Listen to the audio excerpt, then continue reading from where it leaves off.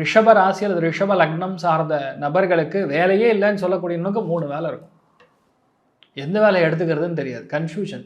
இது எடுத்துக்கலாமா இல்லை அதை எடுத்துக்கலாமா, உண்மையாகவே இது ஓகேவா இல்லை இதோட பெட்டர் ஆஃபர் கிடைக்குமா, குரு வேற வக்கரமாக இருக்குது, கொஞ்சம் ஆசைங்கிறது பேராசையாகவே மாறும்.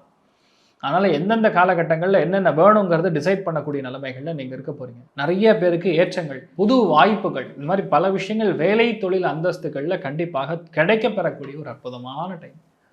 மனசு அவ்வளோ சந்தோஷமாக இருக்கும், திருப்தி மட்டும் இருக்காது.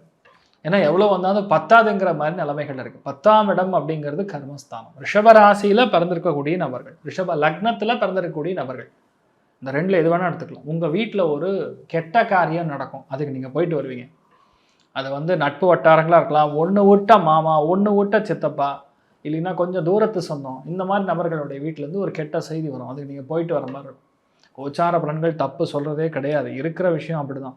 நல்லா தான் இருப்பார், திடீர்னு ஒரு கெட்ட விஷயம் நடந்திருக்கும், போயிருக்கும், சின்ன சர்ஜரி பண்ணியிருப்பாங்க, டக்குன்னு கிளம்பியிருப்பார், ஆன் த டேபிள் அப்படின்னு சொல்லுவாங்க, அது மாதிரி நடக்கும்.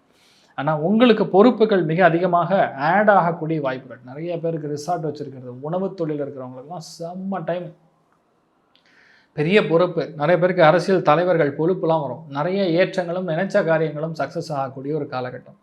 நினச்சா போதும் அந்த காரியம் கண்டிப்பாக ஜெயிக்கும். அமோகமான ஒரு கால பிரமாணத்தில் நீங்கள் இருக்கீங்க, பர்ஃபெக்டாக இருக்கீங்க. மெயினாக நான் சொல்லக்கூடியது உங்களுடைய சந்தோஷமோ பொருளாதார ஏற்றமோ 90% உச்சத்தை தொடக்கூடிய மாதம்னு சொல்லலாம். மெயினாக என்ன பண்ணலாம், மகாலட்சுமி வழிபாடு ஏற்றத்தை கொடுப்பார்.